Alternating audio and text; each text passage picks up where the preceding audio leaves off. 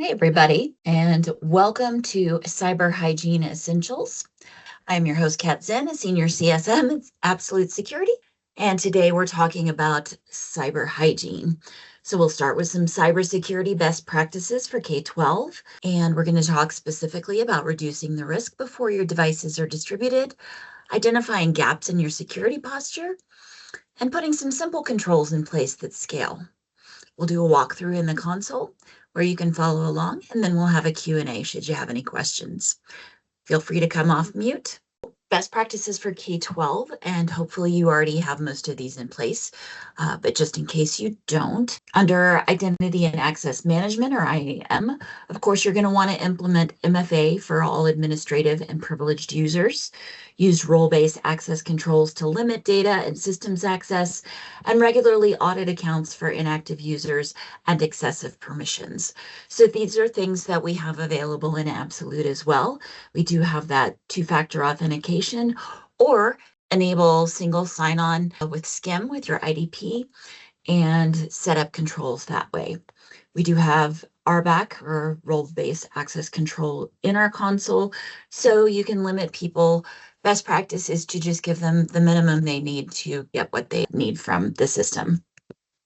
And of course, you can regularly audit those accounts in our event history. So cybersecurity for education, of course, you want to do that mandatory and annual training staff with monthly micro-learning refreshers. Maybe you have a cybersecurity tip of the month that you send out via email. Or if you have a particular Teams chat, you could send it out that way. Of course, for the students, you want to introduce digital citizenship and security awareness starting in grade 3, at the very least. You'll also want to run simulated phishing attacks to identify areas of weakness. And then, of course, you do want to make a secure learning environment. So that includes enforcing web filtering and classroom management tools to prevent access to harmful content. So this is where application resilience can come in handy. So because Absolute is in the BIOS of most devices as they roll off the factory floor, that gives us an unbreakable digital tether. So it's full security gaps in your Windows devices. So pushing things out through InTune or SECA. Well, what if somebody off your device? How are you going to push your updates then? So we can heal those applications for you. You'll also want signs of compromise or inappropriate behavior. So things like GoGuardian or Lightspeed, you can look at it that way. You can also monitor using our endpoint data discovery tools, which will let you know if there's sensitive information like PHI or social security numbers, that sort of thing. You're going to want to enable DLP policies in your Google and Microsoft suites. And again, you want to apply least privilege principles for file sharing and collaboration tools, review cloud audit logs regularly for anomalies, and the use of a SIM can help you with that. For endpoint protection, that is important, where you want to maintain updated acceptable use policies with your students and align that with NIST and FERPA compliance, or at the very least, apply some sort of cybersecurity framework. SIS controls version 8 is a good one, or again, that NIST cybersecurity framework. And you'll want to be sure to include cybersecurity metrics and updates in board level reporting. For incidents response and recovery, you want to maintain a formal response plan. Make sure the roles are clearly defined. You want to use those immutable backups stored off network and test restoration quarterly. This is something where our rehydrate could come in handy. So again, since we are in the firmware of devices, that allows us for situations like, say, the CrowdStrike issue, or anything that causes a blue screen of death to recycle over and over. We've all had those as we've installed new programs over the years, right? Or if you have something like a ransomware attack where you can't get into your devices, we can get in because we're in the firmware and run those playbooks, or rehydrate as we call them, so that you can restore a golden image or go in there before it boots, or you can set it up ahead of time and say, hey, if it fails a boot 3 times in a row, I want to go ahead and start this playbook. It's a great disaster recovery tool. You'll also want to make sure you have a plan in place to establish those emergency communication channels for parents and staff and have that tiered response, right? So maybe you're going to want to get those air conditioning, right? Those environmental controls. That's something very important to get on board right away. Or access into those buildings if you have electronic keys. Those are the systems that you'll want to get back up in place immediately. So be sure to have those plans. And finally, of course, you want to have that vendor risk and app vetting. So keep a vetted list of approved digital learning tools, require third-party vendors to sign a data privacy agreement, and use software inventory tools to flag unapproved apps. That's another place that Absolute can come in handy because you can view your inventory of applications with Absolute. You can also see how much usage they're having. So maybe you have 8,000 devices with Creative Cloud. That's an expensive application, right? That is installed on your devices. But maybe only 3,000 users are actually using it more than 2 hours a week. You can look at that data over the school year and really determine that ROI on those applications, as well as keeping that risk to a minimum. Now we're going to go through the walkthrough. Okay, so first we're going to safeguard the network. That means you want to optimize Absolute and the web filters. So make sure you can always come here, resources. You can come to our knowledge base here. So when you get into our knowledge base, you can see here, secure endpoint is what we're talking about today. And you're going to come to, and this is usually in those top 10 most popular articles, the network traffic and recommended configurations for the different data centers. Now, most customers are Canadian data center by default because we used to be a Canadian company, but newer customers are going to be under the US if you're US based. So you can come here and see all the information about what you need to safe list in your environment in order to optimize Absolute and make sure everything is allowed through. Another thing that you can do is create an alert rule so that you can monitor domain changes in the console. You would come under policies, and then under policies is rules. And you'll see when you come to create rules, there's different kinds. So you can create a rule that alerts you of location change if it goes outside a geofence. You can freeze a device automatically if it's not connected with your network in, say, 90, 180 days. We all know devices are in closets sometimes. So you can automatically freeze those with a message to say, hey, you need to bring it to your librarian or your ed tech or whoever your resource TSS tech maybe that would gather those devices and get them to IT to update them. You don't want to have those security holes for devices that haven't connected in a long time. There's also action or alert. So right now we're going to look at action rules. So that is something where you can say monitor a domain change. So you can say domain does not contain myedu.org, for example. And then you can set a cooldown period. If you're getting, say, an email alert, maybe you only want that to happen once per day. And you can take multiple actions here. So you can email yourself or a distribution list. And if it's not someone that's in the console, you can see you can just type it in. And it does warn you, you've entered recipients that don't have an Absolute account, but they will get emails containing device information. And say you want to go ahead and automatically freeze those devices that are not on your domain. Or maybe you just want to send them a message and say, hey, I'm going to need you to bring this device in or reconnect it to our domain. So you'll want to rename, rejoin to domain. Usually you want to make sure and put your school logo or district logo. That way students or staff know it's legit. We're not going to drop the logo just because the pop-up won't come because I'm in presentation mode. You would just say this device is the property of my EDU independent school district. It is out of compliance. Please bring this device to your ESS tech. You can preview the message here. Maybe that doesn't look the way you want it. Maybe you want it centered and you want it in red for you. And maybe submit won't make any sense for you. So maybe you want to change the button to say acknowledged or something like that.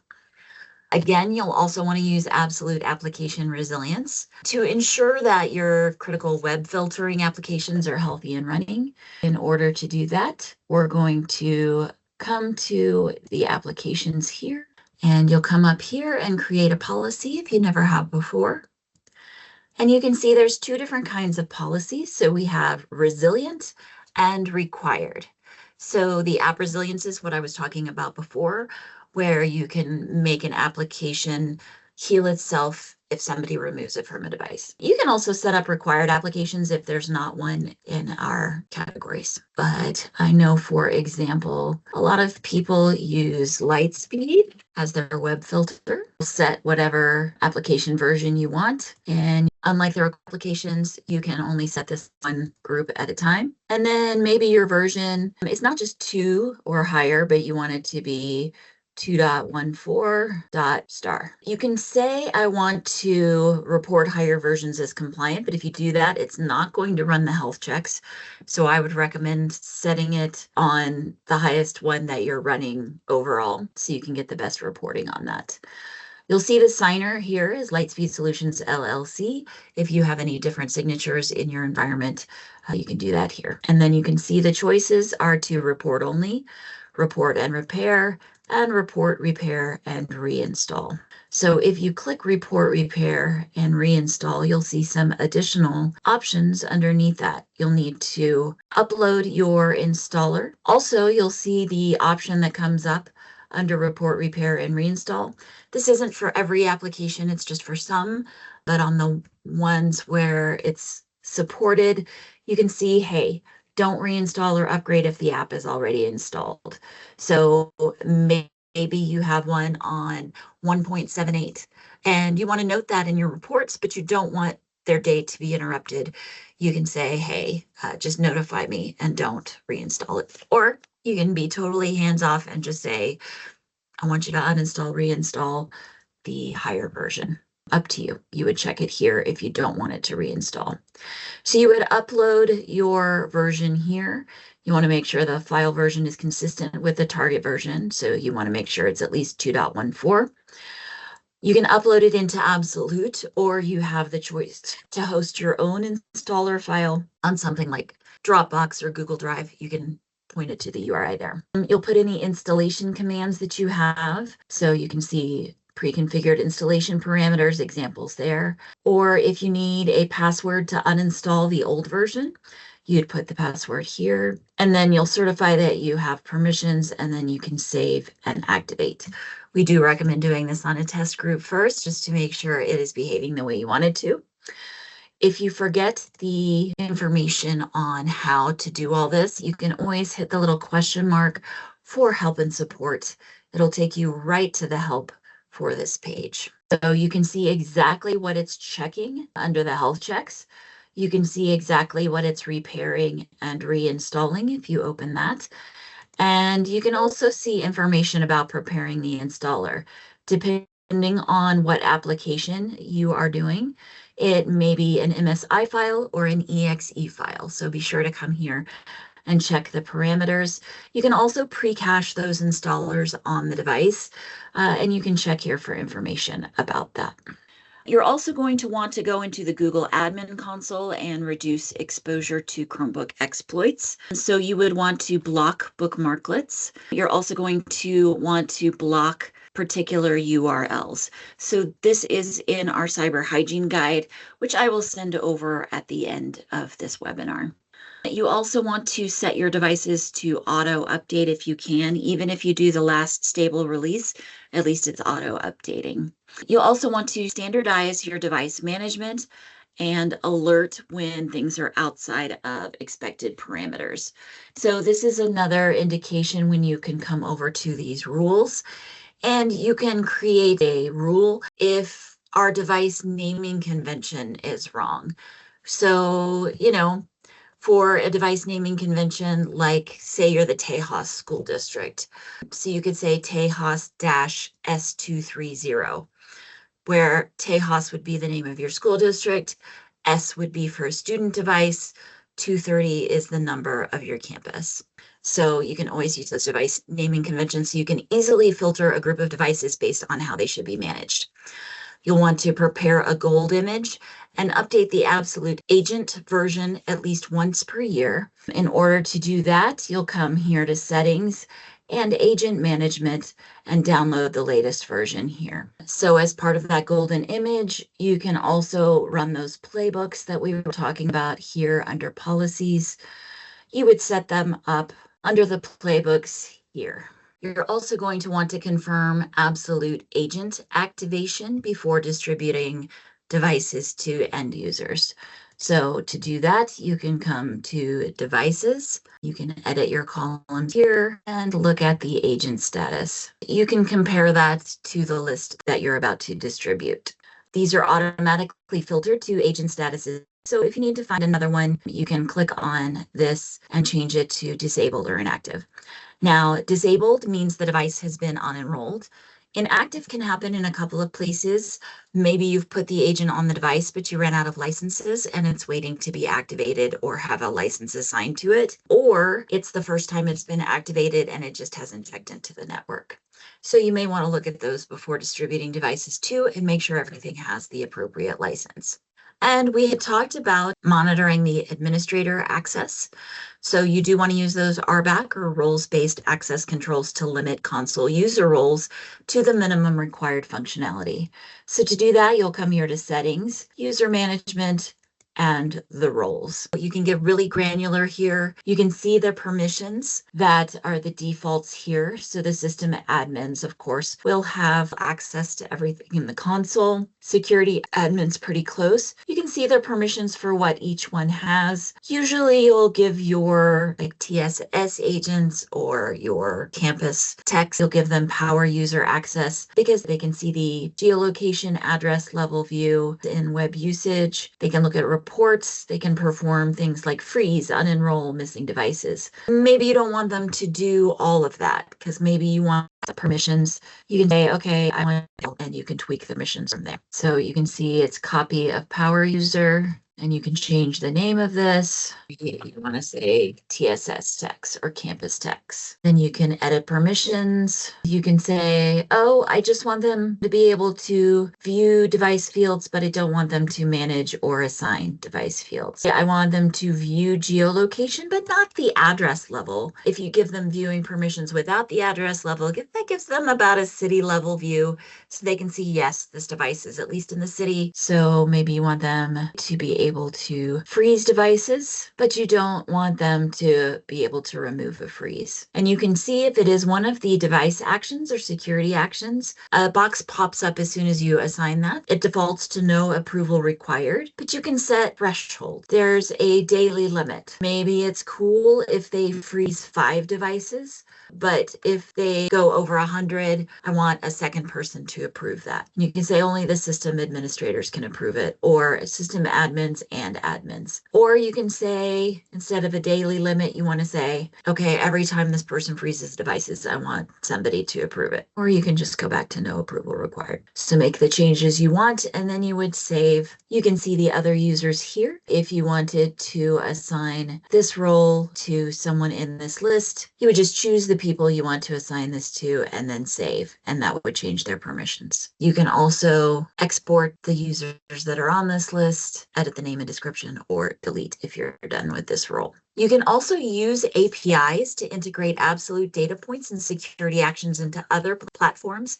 So say you have an inventory platform that's your single source of truth, or maybe a ticketing system where you want to do automated actions. Our APIs are agnostic, so you can use them to set up actions. You would come here to API management. And again, there's the help question mark here. So there's the create API token, and there's also help and support. Hopefully Hopefully someone in your organization knows how to use APIs, but if they don't, we do have a professional services team that can assist you. Just reach out to your sales engineer or your sales team and they can talk to you about setting that up. So you can see all the information about APIs here and how to assign tokens. And here is the Absolute API documentation.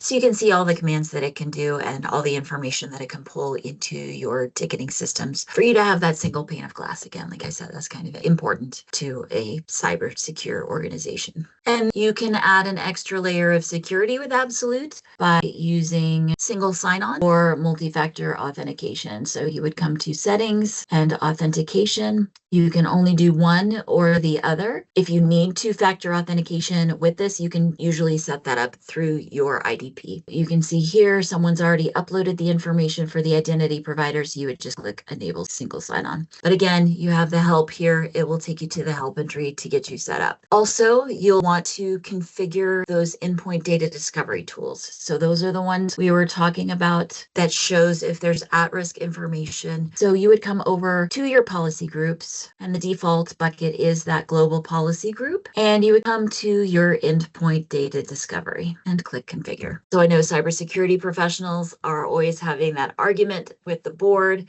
that this is important and worth spending money on it. So showing that like your CFO has 20,000 social security numbers or credit card numbers on their device can be a good argument for using encryption on at least those types of devices. You can see the ones that are default. You can clear the ones here. You can say, I only want to see the social security number, or I just want to see the ones that have personal health information on it. Then you would set your schedule here.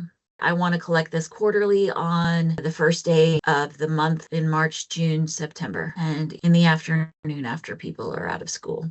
You can say, I want this to scan at any level, or you can come in here and say the battery level has to be above 30%, or you can say, I only want to if this device is plugged in. And then there's the different scan levels. Targeted is very small. Moderate looks at most of the directories. The extended we don't recommend because it does take considerable bandwidth. And if you want to look at the exact file types that it's collecting, again, you can hit help and it will take you to the help entry that lets you know exactly what it's scanning. So if we go to the reports, I'll show you an example of what the risk files look like. So let's look at the match score summary. So you can see the match score summary. It shows you the device name. It lets you know if it's encrypted or not, the date it was scanned, and the total match score.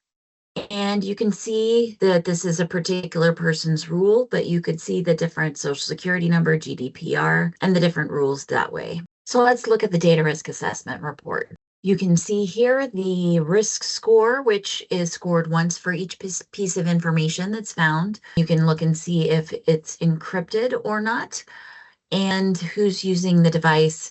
You can see an estimated cost, and this is done by a Verizon breach report. And you can see there's one credit card risk score on here. So let's go look. So you can see the individual files here that have the different rules associated and how many matches it had. So you can click on this file, and if you needed to match it, you could here.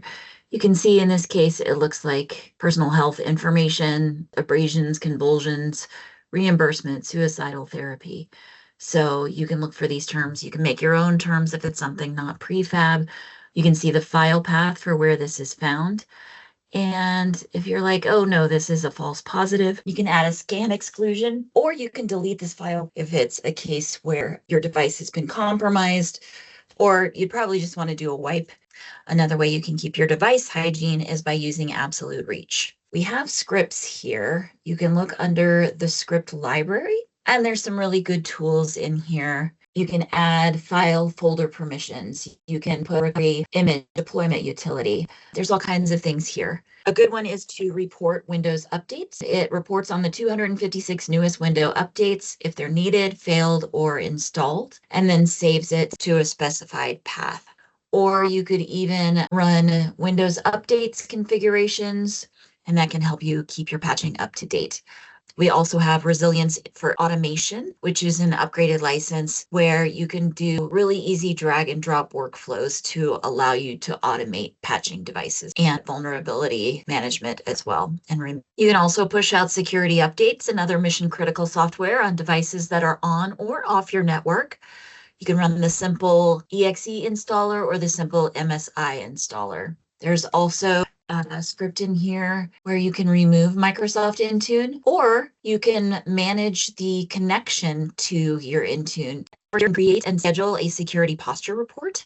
So for that one, you'd want to put things like activation date, your OS build or release ID, the domain, so you can check the ones that are not on your domain, and set up individual reports or one big security posture report so that you can see all in one your OS information, your encryption information, and your domain.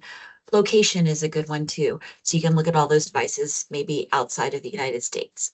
That's another thing you can be alerted on or automatically freeze devices with as well. There's also, so you can look at the applications report. There's installed applications under reports, or you can look at the ones that are here. You can also set up compliance and see the ones that are not compliant. And the custom data will allow you to capture things that we don't already. And we do capture a bunch, but these are the most popular ones under the default here. So the BitLocker recovery key, I know people usually store that in InTune, but maybe you can't reach it, but your campus tech is trying to service a device and needs that BitLocker key. So you can collect that in a special field. Just look at it here. So if it was the first time you were setting it up, it would look like this. Say, I want it to refresh data every 24 hours, every 6 hours, every 1 hour, or every 15 minutes. If you leave it at 24 hours, I would recommend refreshing the data when events occur. And you can choose any or all of these. So you can say when the system starts up, user logs in, or if there's a public IP change, because that might be when somebody's messing with the device, right? So you can say not only every 24 hours, but if one of these events occur.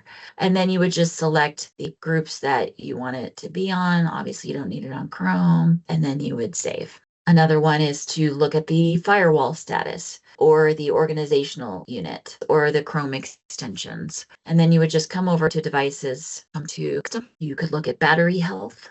And then here's the firewall status. You want to put it together with encryption status. Okay, so you can see firewall status, it's enabled. So that's a great thing you can check. You can see the encryption status. You can see battery health. So this is a virtual machine, no battery detected. Depending on the make and model of your devices, you may or may not see that information, but you can see battery health for this one is 100%, 77%. You can, again, filter by these custom fields. You determine maybe we're going to need to bring that device in and replace the battery. So you can do these things proactively. Cyber hygiene. And if you need an in-depth assessment of the resilience of your environment, you can contact your Absolute representative to engage our professional services team, and they can go in there and do a deep dive in your environment and make sure that your cybersecurity is set up the way that it should be. Okay, and as I said, we do have our cyber hygiene guide with some really great best practices. So I will send that over. We also have some references from high performing districts. So if you want to see the way that they are doing things, you can click on these and have that at your disposal. Finally, you should come to the Absolute community. If you subscribe to the updates for the K-12 community and or the secure endpoint community, you can connect with peers, learn best practices, and access resources. To get to the community, you'll come back to the console here, come to the question mark, and go to Absolute Community. Once you're in Community, you can see some feature items here, like what Cloud Mythos means for your cyber resilience strategy. You can also click on Secure Endpoint or Secure Access and look at resources that way. You can also come here to Discussions, and that will show you all the active user groups here. I would request access, if you don't have it already, to the Absolute K-12 Education user group and probably the Secure Endpoint group as well. And then we also have a section for events that are upcoming. So if you want to know about upcoming webinars, then you can subscribe to that as well. So you can see here on the events discussion page, our latest tech talk was reducing the attack surface with device health conditional access. And and you can click here to watch the record. I would say join group, and once you do, it'll give you options to subscribe to updates. This is the secure endpoint group, which is also good. You can see we have recent discussions of Prompt Snatcher. You can see our onboarding is there. And last, but certainly not least, the K-12 group, which has all the information about videos and webinars that we've had in the past. Please join the discussion. We'd love for our customers to help each other and get a handle on what you're doing in your K-12 environment. Okay, what questions do you have?